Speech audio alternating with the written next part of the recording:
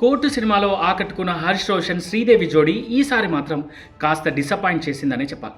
అసలు ఈ సినిమాకు ప్రధాన minus point outdated old script.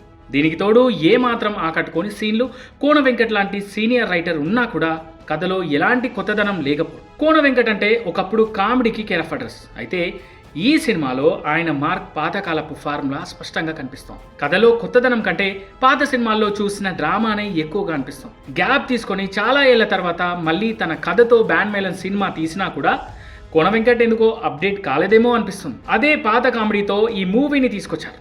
Telangana నేపథ్యంలో వచ్చే చిత్రాలు ఆదరణ పొందుతున్న నేపథ్యంలో బ్యాక్డ్రాప్ మార్చరేమో కానీ రిమైనింగ్ అంతా సేమ్ అనిపిస్తుంది. అది కూడా ఫోర్స్ఫుల్గా అనిపిస్తుంది తెలంగాణ భాష. ఇక జబర్దస్త్ మార్క్ కామెడీ సీన్లని రాసుకొని దీనికి లవ్ ట్రాక్ని, అందులో డ్రామాని యాడ్ చేసి ఈ చిత్రాన్ని తెరకెక్కించారేమో అనిపిస్తుంది. ఫస్ట్ హాఫ్లో మొదట యాదగిరి రాజీ ఫ్యామిలీ నేపథ్యాలను చూపించి గిరి రాజీల స్నేహం, ప్రేమ, ఆ తర్వాత మూవీని కామెడీ డ్రామా వైపు తీసుకొని వెళ్లే ప్రయత్నం చేశారు డైరెక్టర్. ఇక సెకండ్ హాఫ్లో అసలు కథలోకి తీసుకెళ్లాడు డైరెక్టర్ సతీష్. అయితే ఆ సెకండ్ హాఫ్లో కూడా కథ ఊహించే విధంగా ఉండడం, క్లైమాక్స్ ట్విస్ట్ కొత్తగా ఉండకపోవడం కూడా ఈ సినిమాకు బిగ్ మైనస్ అని చెప్పొచ్చు.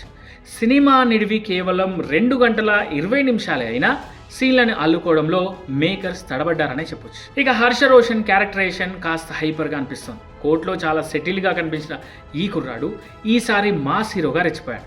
లౌడ్గా, కాస్త అసహజంగా అనిపించాడు. ఇక శ్రీదేవి ఆపల్ల ఉన్నంతలో తన పరిధి మేర నటించింది.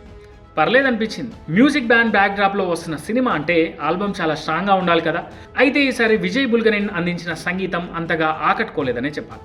డిఓపి సతీష్ ముత్యాల కెమెరా వర్క్ బాగుంది. ఎడిటింగ్ ఇంకాస్త షార్ప్గా ఉంటే బాగుండేది. కోన నిర్మాణ విలువలు చాలా బాగున్నాయి. ఇక దర్శకుడు సతీష్ తాను రాసుకున్న స్టోరీని ఇంకాస్త కొత్తగా చెప్పే ప్రయత్నం చేస్తే బాగుంది. ఇక ఓవరాల్గా బ్యాండ్ మేళం గురించి చెప్పాలంటే ఇంకాస్త సౌండ్ చేస్తే బాగుండేదేమో.